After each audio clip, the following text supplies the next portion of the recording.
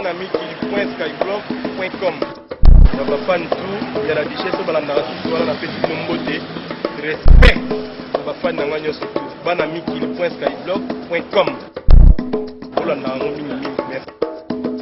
Le pasteur Mukungu Bila serait-il instrumentalisé? Selon plusieurs observateurs, l'événement déclencheur de cette vague de violence pourrait être la nomination du nouveau chef de la police, le général Charles Bisengimana, l'une des nominations dénoncées par le pasteur Mukungu Bila. Certaines sources accusent son prédécesseur à la tête de la police, John Numbi, d'avoir utilisé le pasteur qui, comme lui, est originaire du nord du Katanga pour mettre la pression sur le président Joseph Kabila.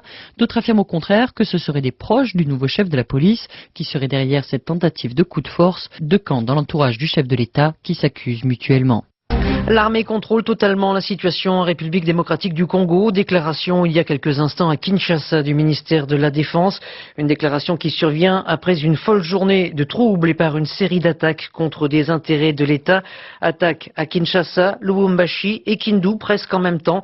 Dans la capitale, l'état-major de l'armée congolaise et l'aéroport ont été pris pour cible.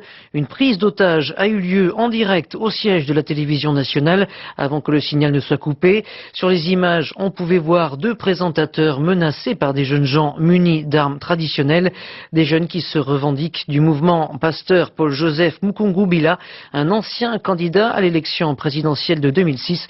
Sonia Rollet a joint cet habitant. Voici son témoignage. J'ai vu plusieurs morts parmi ces gens-là. Ils étaient tous habillés en t-shirt blanc. Quand on a évacué tous ceux qui étaient coincés à la SNT, il n'y avait plus de tirs. C'était vers quelle heure que vous avez été évacué? 13 heures, je crois. Et l'attaque a commencé vers quelle heure? L'attaque a commencé vers 8 heures. Est-ce qu'ils avaient des armes à feu, ces assaillants? Pour dire vrai, je n'ai pas vu tous les assaillants pour savoir si certains avaient des armes à feu. Mais au moins, nous savons qu'il y avait des machettes, il y avait des couteaux, il y avait des lances. Sûrement qu'il y avait aussi des armes à feu, parce que sans armes à feu, les militaires ne pouvaient pas riposter vigoureusement comme ça. Voilà, donc témoignage sur la prise d'otage à la télévision congolaise. Et alors que les forces de l'ordre tentaient de reprendre le contrôle de la situation à Kinshasa, à Kindu, dans la province du Maniema, la base militaire de l'aéroport a été prise d'assaut. Enfin, à Lubumbashi, où le pasteur Mukungu Bila a une résidence, des tirs ont été entendus. Alors comment expliquer cette soudaine flambée de violence en RDC? Élément de réponse avec Sonia Rollet. À en croire le pasteur Mukungu Bila, ses disciples en colère se seraient levés comme un seul homme à travers tout le pays après des attaques à l'aube contre la résidence de l'un des membres de son église et contre sa propre maison à Lubumbashi. Des jeunes désarmés, assure l'ancien candidat à la présidentielle, mais qui auraient improvisé des assauts quasi simultanés contre la télévision nationale, contre l'état-major de l'armée ou encore contre la base militaire de l'aéroport de Kindu. Du côté des autorités, on continue de parler d'un groupe terroriste, de n'exclure aucune piste, même si à la radio et télévision congolaise, les jeunes qui menaçaient en direct les deux présentateurs du matin citaient le nom de Mukungu Bila. On a connu le gouvernement plus prompt à la dénonciation, raille un opposant. Le pasteur Mukungu Bila serait-il instrumentalisé? Selon plusieurs observateurs, l'événement déclencheur de cette vague de violence pourrait être la nomination du nouveau chef de la police, le général Charles Bisengimana, l'une des nominations dénoncées par le pasteur Mukungu Bila. Certaines sources accusent son prédécesseur à la tête de la police, John Numbi, d'avoir utilisé le pasteur qui, comme lui, est originaire du nord du Katanga pour mettre la pression sur le président Joseph Kabila. D'autres affirment au contraire que ce seraient des proches du nouveau chef de la police qui seraient derrière cette tentative de coup de force. Deux camps dans l'entourage du chef de l'État qui s'accusent mutuellement. Voilà, et face à cette flambée de violence, la MONUSCO, la mission de l'ONU.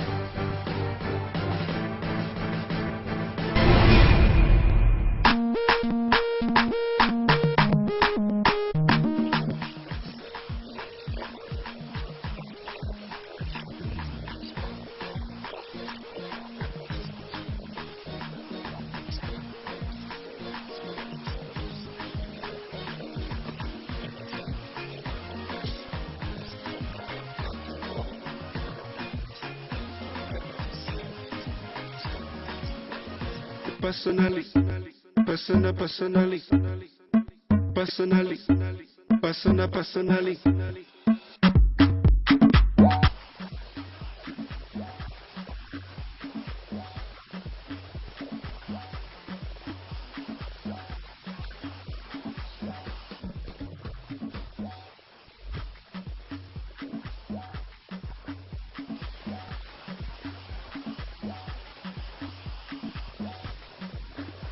Esprit Voyageur, une agence de transport de personnes.